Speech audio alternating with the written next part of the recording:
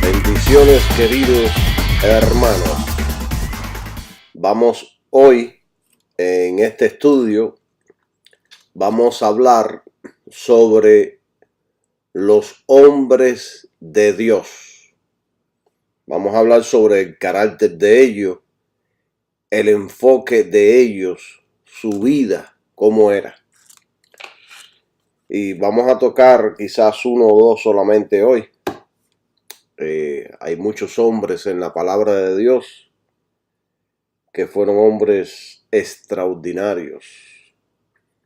Creían a Dios ciegamente y producto de eso Dios los usó poderosamente.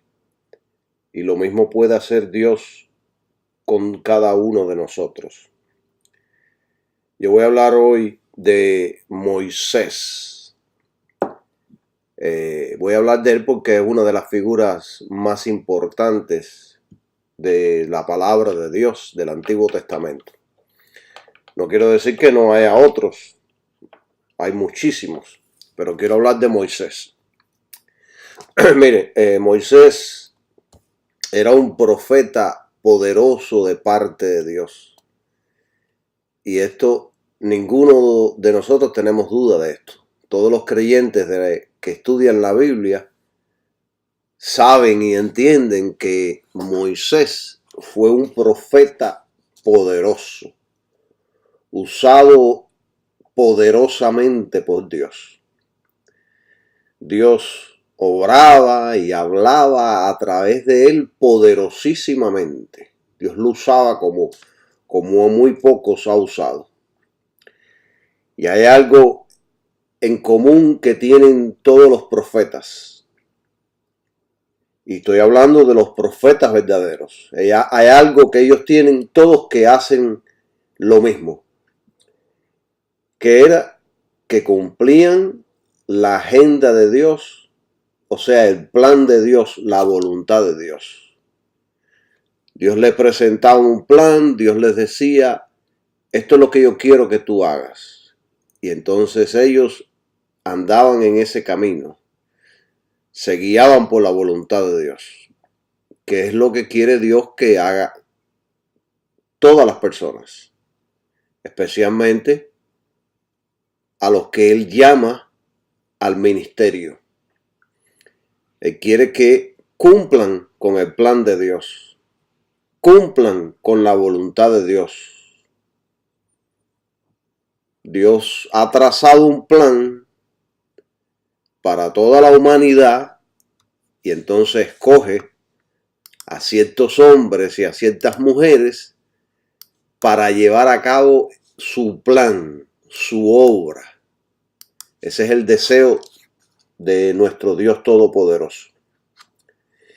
Y ese va a ser el deseo de los verdaderos hombres y mujeres de Dios. Querer hacer la voluntad de Dios. Cumplir el plan de Dios. Como dice el Padre nuestro, hágase tu voluntad aquí en la tierra, así como es en los cielos. Los hombres verdaderos, los ministros verdaderos, los profetas verdaderos, siempre van a querer cumplir y hacer la voluntad de Dios. Entonces, los profetas falsos es todo lo contrario. El profeta falso tiene su propia agenda, su propia voluntad. Quieren hacer sus proyectos personales. Quieren cumplir sus propios sueños, sus propias metas.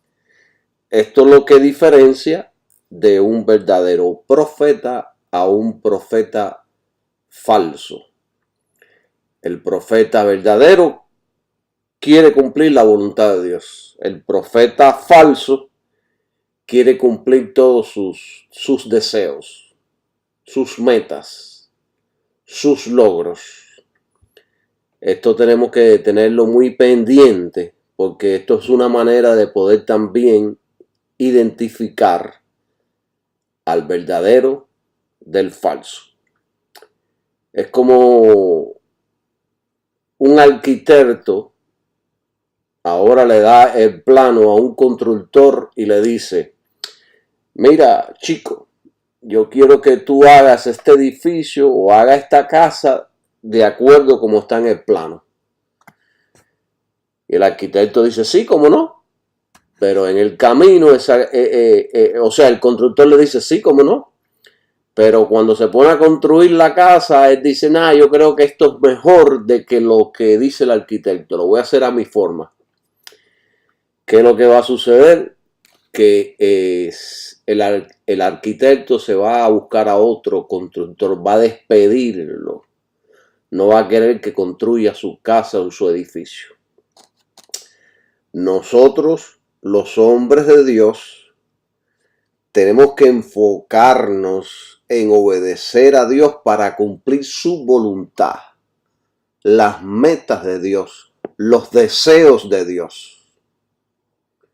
Muchas veces vamos a querer tener deseos propios y no los vamos a poder lograr porque no es la voluntad de Dios.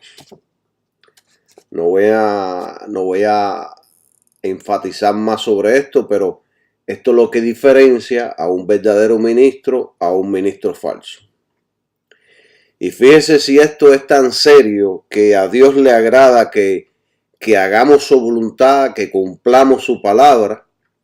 Fíjense si esto es serio y póngame atención. Ponga atención porque yo ahora quiero que usted escuche bien esto, lo que yo le voy a decir. En una ocasión, Moisés o su hijo por poco pierde la vida, por poco Dios los mata. Yo creo que más bien fue a su hijo, pero algunos eruditos bíblicos piensan que Dios por poco corta a Moisés también. Pero fíjense qué tremendo está esto. Que Dios le había ordenado a Moisés a circuncidar a todo el mundo. Y parece que Moisés no lo había querido hacer con su hijo. Vaya, no sé por qué. Quizá decía: ay, tan pequeño, hacerle tal cosa, le va a doler. No sé.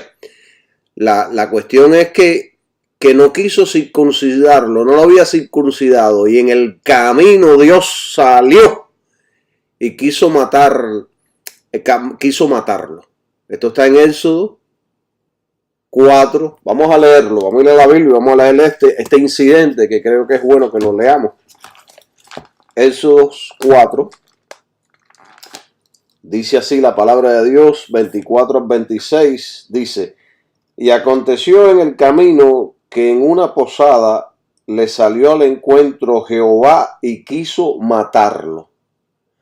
Entonces Séfora, o sea la esposa, tomó un afilado pedernal, un cuchillo.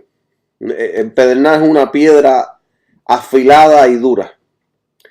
Y cortó el prepucio de su hijo y lo echó a sus pies, diciendo: a la verdad tú me eres un esposo de sangre. Imagínense, criticó a Moisés. El 26, así le dejó luego ir, y ella dijo: eres esposo de sangre a causa de la circuncisión. Vea que con Dios no se juega. Dios no se juega, y ahí ella aprendió, y aprendió Moisés también, que Dios hará cualquier cosa porque sus planes se llevan a cabo. Y no estará en acuerdo ni permitirá a aquellos que quieran hacer las cosas a sus antojos. Con Dios no se juega. Dios reacciona contra la desobediencia de igual manera tanto para sus hijos, para los que no son. Dios no le gusta la desobediencia. Dios quiere que obedezcamos. Gloria a Jesús. Por supuesto, Moisés era nuevo en este camino y aprendió esta lección de una manera dura. Por poquito, por instante pierde la vida su hijo. Gloria a Dios. Entonces este Moisés, este hombre, porque estamos hablando aquí de Moisés, fíjense qué hombre tan decidido a cumplir la voluntad de Dios, que la Biblia dice que lo abandonó todo por Cristo. Y esto que lo abandonó todo por Cristo lo aprendemos en el Nuevo Testamento, en Hebreos, cuando Pablo aquí en Hebreo nos revela, digo Pablo porque creo que fue Pablo el que escribió el libro de Hebreos. Y aquí en Hebreos capítulo 11, versículo del 24 al 27, mire lo que dice la Biblia. Yo voy a ir leyéndole y a la vez voy a ir comentándole. Por la fe, Moisés, hecho ya grande quiere decir cuando él alcanzó la edad de 40 años, rehusó llamarse hijo de la hija de Faraón. O sea, en efecto, él rechazó la posición que se le iba a dar a él como faraón de Egipto. Fíjense hasta dónde iba a llegar este hombre Moisés. Para él lograr llegar a ser faraón de Egipto, a él lo habían capacitado porque él era el hijo adoptado de la hija del faraón. O sea que estaba ahí puesto en la lista para ser el próximo faraón de Egipto. Imagínense ustedes qué clase de poder iba a tener este hombre en la nación más poderosa de aquellos entonces. Pero bueno, 25. Escogiendo antes ser maltratado con el pueblo de Dios. Quiere decir que escogió otro estilo de vida. Moisés intercambió lo temporal por lo eterno. Sigue diciendo el 25, que gozar de los deleites temporales del pecado. Esta lección no es fácil. Él escogió o la aflicción o los placeres del pecado.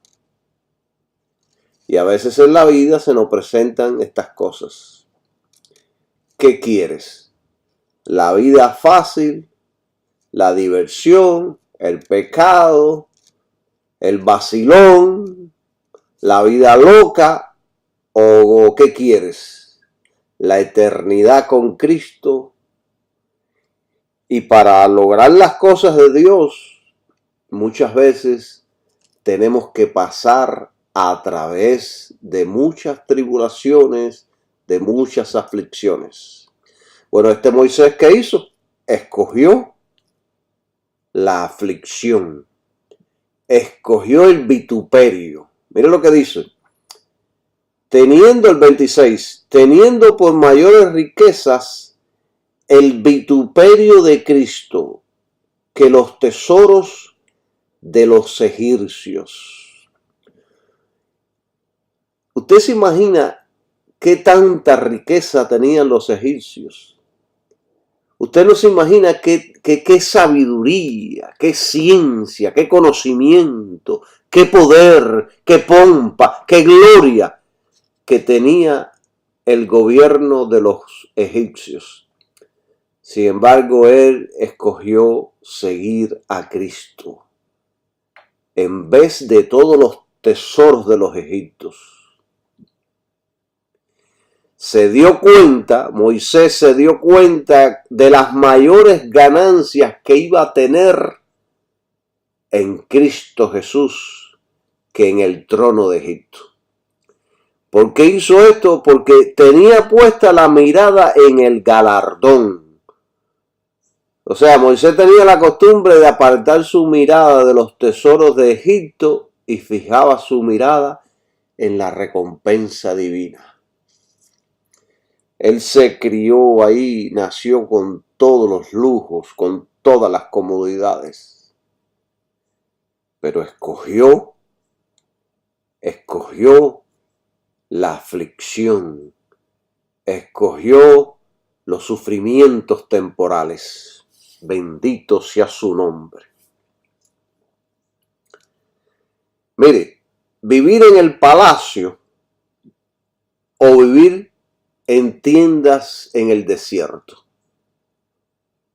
Imagínese que usted ahora le den esa oportunidad. ¿Qué va a escoger usted? En el palacio iba a tener baño, comida en abundancia, comodidad en abundancia, un buen colchón, un buen lugar donde dormir, con cientos de esclavos que iban a hacer todo lo que él dijera, o escoger el desierto, un lugar árido, donde había escasez, donde no había comodidad. Pues este hombre, Moisés, escogió el desierto por causa de Cristo. Alabado sea el nombre de Dios. Y seguimos en el 27. Por la fe dejó a Egipto. Fíjese, por fe. De esto, de la fe les voy a hablar más adelante. Después que termine esta serie, voy a empezar a hablar de la fe. Porque la fe, de la fe se ha enseñado muy mal. Por allá afuera hay mucha gente enseñando de fe. Y los políticos enseñan de fe, las iglesias enseñan de fe, los gurús enseñan de fe, las religiones falsas enseñan de fe, pero toda esa fe no es fe de la palabra de Dios. La fe de la palabra de Dios, la fe que enseña la Biblia es diferente totalmente a lo que enseñan la gente de afuera. Este no es el tema de fe, pero quise decirle esto, la estoy preparando un tema maravilloso de lo que es la verdadera fe de la Biblia. Alabado sea el nombre de Jesús. Por la fe dejó Egipto. Y esto es todo lo mismo que tiene que hacer todo creyente en el sentido espiritual. Tenemos que dejar Egipto, tenemos que dejar el mundo con sus deseos, con sus pasiones, con sus pecados, no temiendo la ira del rey. Quiere decir que Faraón trató de matarlo, porque se sostuvo como viendo al invisible. ¿A quién vio él? A Cristo. Moisés vio a Cristo por fe. Esto le enseña la Biblia. Esto lo enseña la Biblia.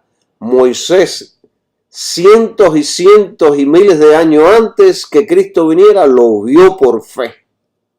En su interior él veía por fe a Cristo. Y dijo, yo prefiero Cristo, alabado sea el nombre de Jesús.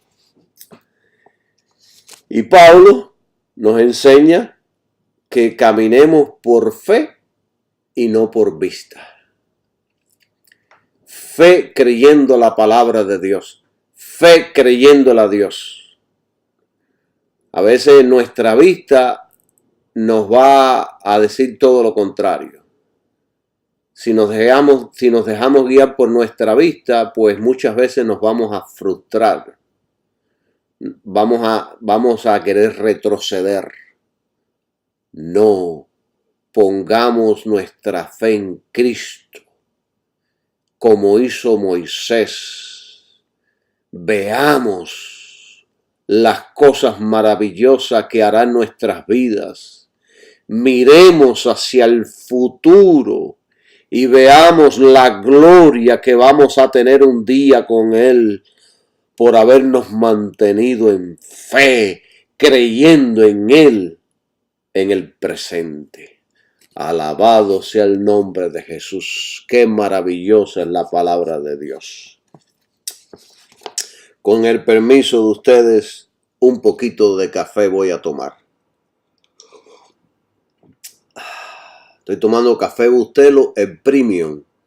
Me encanta el café Bustelo Premium. Ese es el único café que yo compro. Todos premium. Pilón, premium, Bustelo, premium. Todo lo que sea premium, es lo mejor. Te lo recomiendo. Mire, ustedes están aprendiendo hoy el tipo de hombre que era Moisés. Este hombre tenía un carácter profundo. Era maduro. Era un hombre de los buenos de verdad. Como dicen los mexicanos, era un macho de verdad, Moisés. Porque supo rechazar todos esos beneficios y escogió a Cristo. Moisés fue criado en cuna de ricos, de poder, de lujos. Imagínense ustedes, Egipto era la nación más poderosa de esa época. Imagínense ustedes, él sería el rey o el presidente más poderoso del mundo en esos entonces. ¿Usted se imagina la influencia tan poderosa que hubiera tenido? Egipto era una nación con secretos poderosos que hoy día, aún hoy día, con toda la tecnología y con todo el conocimiento científico que tenemos, hoy en día los científicos se maravillan y en muchas cosas no han podido descifrar cómo construyeron ciertas cosas. Nuevos descubrimientos que se han hecho hoy en día, ellos no saben cómo los egipcios lo hicieron. O sea, esta gente era poderosa en esos entonces. Ellos poseían conocimiento y una sabiduría que muchos de esos conocimientos y mucha de esa sabiduría eran más avanzados que los que tenemos hoy día. Entonces usted se hace esa pregunta, bueno, ¿de dónde obtuvieron los egipcios este conocimiento? Mire, yo le voy a dar mi opinión personal, de acuerdo al tiempo que yo llevo estudiando la Biblia, de acuerdo a cómo veo los documentales que sacan y de acuerdo a lo que yo siento que el Espíritu Santo me da la aprobación y me dice que es correcto. Yo creo que muchas de estas naciones que adquirieron en esos entonces esos poderes, esa sabiduría, esos conocimientos, provenían de demonios, de ángeles caídos, del mismo diablo. Miren, esa nación, la nación de Egipto, era gobernada por demonios. Igual que hoy en día. Cualquier nación que no se guíe por Jesucristo es gobernada e influenciada por demonios. La mayoría de las personas en el mundo son gobernados e influenciados por demonios. Hay millones de demonios sueltos donde quiera.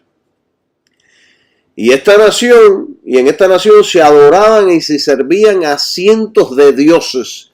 Ellos tenían un Dios para todo. Y yo aquí ahora les voy a dar una lista de los principales dioses que Egipto tenía. Por eso es que yo pienso que era gobernada por demonios. Esta cultura egipcia tuvo un panteón, o sea, tuvo un templo gigante, con numerosos dioses. Como tantos elementos habían en la tierra y en el cielo, así tenían ellos dioses.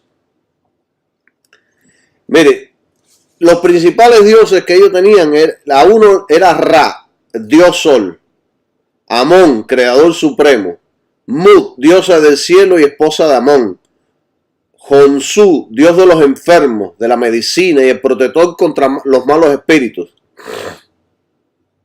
Tenían otro dios que se llama Osiris, que es el dios de la resurrección. Isis, diosa de la magia. Horus, dios faraón. Se, dios del mar y el desierto. Ator, diosa de la crianza, Anubis, dios del embalsamiento, Tot, dios de las escrituras, Pa, dios de los artesanos, Nu, diosa de la noche, Ma, diosa de la justicia, Apis, dios de la agricultura, Sobek, dios de la fertilidad del Nilo, de sus aguas. O sea, estos son uno de los principales dioses, pero tenían muchísimos dioses, creían en diferentes dioses. Y todos estos dioses eran demonios. Y los egipcios los adoraban a todos ellos. Querían empezar a una construcción, entonces ¿qué hacían? Adoraban a Paz, que es el dios de los artesanos y de los arquitectos. Y le pedían a ese demonio, danos sabiduría, guíanos, enséñanos. No era el Dios de Abraham, de Isaac y de Jacob. Hay un solo Dios verdadero. Un solo Dios verdadero. Y esta gente adoraba muchísimos dioses. O sea que Moisés se liberó de toda esa basura. De toda eso que había en Egipto que destruye a los hombres. Que manda al infierno a los hombres. Mire, hermanos, si nos ponemos a meditar y a pensar, diríamos, esto es lo que diríamos la mayoría de nosotros: Moisés, cometiste un grave error. Moisés, quédate en el poder y así podrás influir más. Moisés podrá predicarle a todo Egipto. Moisés, esa es una mejor posición. Le diríamos nosotros: Moisés, adelante. Que y así desde mientras cuando te conviertas en faraón, vas a poder influenciar a todo Egipto y quitar todos los dioses. Pero Dios tenía otros planes para Moisés.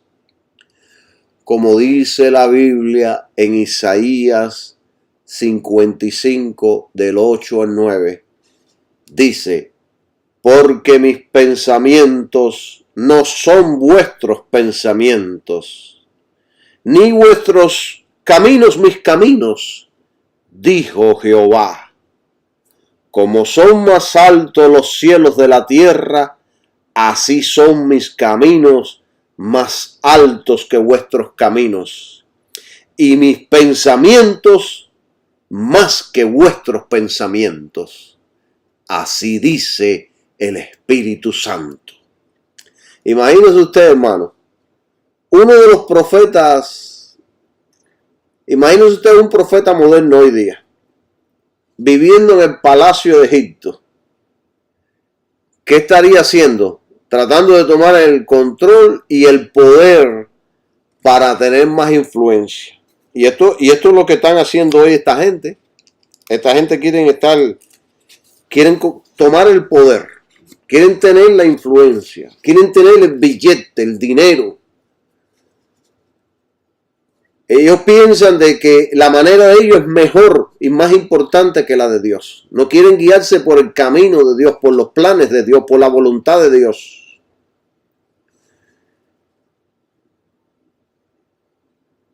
En otras palabras, usted piensa de una manera, Dios piensa de otra. Los pensamientos y caminos de Dios están tan altos que no podemos entenderlos y a veces ni comprenderlos. Es por eso que debemos orar: si es tu voluntad, si es tu deseo, hágase como tú quieres, Dios. Y esto lo enseñó Jesús. Jesús nos enseñó esto. Cuando le dijo a Dios en varias ocasiones: hágase tu voluntad, no la mía. Y nos lo enseñaron los apóstoles y nos enseña toda la Biblia. Entonces hoy en día hay muchos que enseñan: no, esa es la voluntad de Dios. Y se van por ese camino, no siendo la voluntad de Dios. Mira, como ejemplo, casi todos los hombres creen que Dios debería bajar a la tierra y acabar con el mal de una vez por siempre. y de establecer de una vez por siempre su reino. Eso yo lo oigo siempre. ¿Y por qué Dios no hace esto? ¿Y por qué Dios no hace esto otro? Chicos, vean acá. Dios no es la inteligencia. Dios no es la sabiduría. Dios no es todopoderoso. Déjenlo entonces gobernar a Él. Él sabe cómo hacer. No estés discutiendo con Dios. Gloria sea el nombre de Jesús. Pero Dios no hace de esa manera. Él tiene otros planes que nosotros no podemos entender en su totalidad. Entonces, muchos de nosotros queremos ser más sabios que Dios. Le queremos dar dirección a Dios. Le queremos ordenar a Dios cómo gobernar. Así es el ser humano. Creemos que de la manera correcta la de nosotros. Queremos ordenarle a Dios cómo gobernar, qué hacer. Mire, como cuando ejemplo, le voy a poner un ejemplo de la Escritura. Cuando Lázaro muere, Lázaro era amigo de Jesús. Jesús sabía que estaba enfermo. Lo único que tenía que ir Jesús y ponerle la mano. Pero ¿qué hizo? Él no fue. Jesús sabía que moriría, pero también sabía la gloria que traería después que lo resucitara. Y esa fue la voluntad de Dios, hacerlo así. Pero nosotros no, nosotros queríamos, sus hermanas querían que llegara, pusiera su mano, que no pasara por todo ese sufrimiento, que se sanara, que no fuera enterrado. Pero Dios tenía otros planes más poderosos, más grandes, más hermosos. ¿Y qué sucedió? De que hoy en día seguimos hablando de esto, hoy en día seguimos predicando de esto. En aquel momento se convirtieron muchísimos, se convirtieron a Cristo, producto de esa resurrección. Y Lázaro tenía un testimonio poderoso. Gloria sea el nombre de Dios. Mira, recuerdo la historia cuando los amigos de Job hablaban de Dios, cosas que ni ellos mismos entendían. Cuando Job se enfermó y perdió a su familia, a sus hijos, perdió las riquezas, perdió la salud. Pues entonces vinieron unos amigos y empezaron a hablar con Job y a decirle y a hablar cosas de Dios con Job y a aconsejarlo. Y mientras ellos estaban en estos debates, Dios se aparece y dice: entonces el Señor, esto lo vamos a ver en Job 38 del 1 al 3. Entonces el Señor le habló a Job de en medio de la tempestad. Y le dijo: ¿quién eres? Y le dijo a él: ¿quién eres tú para dudar de mi providencia y mostrar con tus palabras tu ignorancia? Muéstrame ahora tu valentía y respóndeme a estas preguntas. En otras palabras, le está diciendo a Job: oye, ponte los pantalones que voy a hablar contigo y ahora te voy a hacer varias preguntas. Entonces, si usted se lee ahí Job del 38 hasta el 41, va a ver todas estas cosas poderosas que Dios empieza a preguntarle. Entonces Dios empieza a hablarle de su creación, del universo, de la tierra, de los animales, del poder que Él tiene. En otras palabras, Dios le está diciendo: Job, yo tengo el control de todo. ¿Quieres tú gobernar en mi lugar, Job? Entonces Dios le empieza a describir cómo los astros se mueven, las estrellas y cómo los animales hacen sus cosas, y empieza a hablarle de la vegetación. Imagínense, Job quedó loco con todas estas explicaciones. Yo no se la voy a leer porque es muy larga, pero usted léala. Y cuando Dios empieza a darle esta explicación, dice: ¿quieres gobernar, Job, en mi lugar? Y entonces, después que Dios le da toda esa explicación, Job entonces le dice a Dios, ya después que Dios se mete un rato ahí explicándole, Dios le dice, se lo voy a buscar, Job 42, vamos a ir a Job 42, que esto está poderoso. A mí me da risa cómo Job, machito, y valiente. Y cuando Dios empieza a explicarle todo esto, dice Job. Y respondiendo Job a Jehová y dijo: yo sé que todo lo puedes y que no hay pensamiento que se esconda de ti. ¿Quién es el que oscurece el consejo sin conocimiento? Por tanto, yo hablaba lo que no entendía, cosas muy maravillosas para mí que yo no sabía. Y sigue diciendo el 4. Oye, te ruego y hablaré, te preguntaré y tú me enseñarás. 5. De oídas te había oído, mas ahora mis ojos te ven. 6. Por tanto me aborrezco y me arrepiento en polvo y en ceniza. ¿Qué hizo Job al final? Tuvo que arrepentirse y pedirle perdón a Dios y reconocer de que Dios es todopoderoso, muy maravilloso, muy grande, que Él hace con su creación como Él quiere, porque Él es el dueño. Recuerden, hermanos, sus pensamientos y sus caminos son más altos que los nuestros. Muchas veces no vamos a comprender. Como dice la Biblia, las cosas secretas pertenecen a Jehová nuestro Dios. ¿Qué es lo que tiene que hacer usted? Poner su fe en Dios, confiar en Dios, confiar en su palabra. Y es precisamente este pensamiento contrario que tienen los creyentes modernos. Este es el pensamiento de la era en la cual estamos viviendo. Se creen más sabios que Dios, piensan que ellos pueden gobernar mejor que Dios. Ellos dicen, si tenemos el poder, el dinero y la influencia, podremos lograr todo lo que querramos. Podremos gobernar el mundo y decirle a Cristo que ya es el momento de venir. ¿Usted piensa que yo estoy jugando aquí, que yo le estoy enseñando palabras por enseñarles? Yo he oído predicaciones de muchas personas que predican esto. Y te dicen, tenemos que involucrarnos en el gobierno, en el ejército, en lugares de importancia, porque así de esa manera vamos a poder evangelizar al mundo. Y cuando ya hemos logrado la evangelización, le vamos a decir a Cristo, Cristo, ya puedes venir. Muchos piensan así y lo predican así. Sin embargo, Dios dice todo lo contrario. Él dice en su palabra, no con ejército, no con fuerza, sino con mi espíritu, ha dicho Jehová de los ejércitos.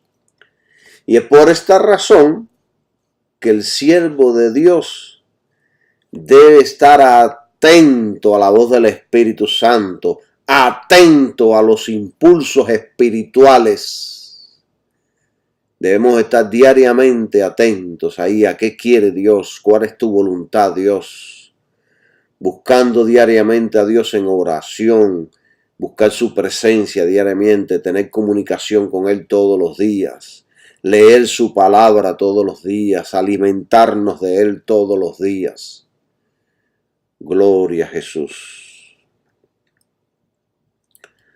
No debemos gobernar por nuestros impulsos, hermanos, sino por el Espíritu de Dios y su palabra. Entonces, ¿qué galardón era ese que Moisés puso su mirada? Cristo, el Hijo de Dios. Y ese es el galardón nuestro también. Poner nuestra mirada en Cristo, quien es el consumador de nuestra fe, quien es el que nos da fe, Jesucristo, el Hijo de Dios. Entonces, si usted no aprende por instrucción, aprenderá por trituración. Esto me lo enseñó un pastor amigo mío, y es la pura verdad. El profeta de Dios cumple con la voluntad de Dios, habla lo que Dios le da, no retiene nada de lo que Dios le da. Si retiene algo que Dios le dé, muchos van a caer muertos, juzgados por Dios mismo. Debemos dar por gracia lo que recibimos de Dios. Fíjense que Moisés no entró a la tierra prometida por desobedecer una orden de Dios. Por hacerla de otra manera. Cumplió la orden, pero la hizo a su forma, a su estilo. Y por esa razón, este hombre de Dios tan gigante no pudo entrar a la tierra prometida, por la cual tanto luchó, por la cual tanto peleó. Por eso que debemos ser serios, cuidadosos en las cosas del Señor. Fíjense que Moisés estuvo orando por Aarón más de 40 días para que Dios no lo destruyera. Porque cuando Moisés bajó del monte y estaba todo el pueblo ahí revuelto y ofendiendo a Dios y adorando la vaca esa que construyeron, Dios iba a matar a Moisés también, lo iba a destruir. ¿Y qué hizo Moisés? Que Dios iba a destruir a Aarón. ¿Y qué hizo Moisés? Se puso a orar y a interceder por Aarón. Pero vamos a leer Deuteronomio 9:20. Mira lo que dice esta palabra tan poderosa. Deuteronomio 9:20. 9:20. Contra Aarón también se enojó Jehová en gran manera para destruirlo. Y también oré por Aarón entonces. O sea que la intercesión de este hombre Moisés evitó que Aarón fuera destruido. O sea que la desobediencia, aún en cosas que parecen insignificantes para nosotros, para Dios son muy importantes y nos pueden privar de muchas bendiciones que Dios tiene para nosotros. Creo firmemente que Dios muchas veces corta a ministros y a ministerios para el bienestar del Evangelio de Jesucristo, para el bienestar de una comunidad, de una nación, de un pueblo. Lo creo firmemente. El llamado, hermano de Dios, es tan importante y serio que el mismo apóstol Pablo en una ocasión dijo: ¡ay de mí si no predico el Evangelio! ¡Ay de mí si no predico el Evangelio! Y nosotros tenemos que por medio de este estudio que yo les he dado hoy, tomar conciencia y entender que no estamos jugando a la iglesia. Tenemos que ser serios en los asuntos del Señor. Debemos cumplir su voluntad, su deseo, su obra. Los deseos nuestros y la voluntad nuestra y los proyectos nuestros son secundarios. Si Dios quiere, se cumplirán. Si no, pues lo olvidamos. Primero está Dios. Primero está Jesucristo. Primero está su obra. Alabado sea su nombre por siempre. Yo los dejo con esto. Espero que estas palabras los ayude, los fortalezca y los anime a ser serios en las cosas del Señor. Bendiciones para todos. Que tengan un maravilloso día. Amén.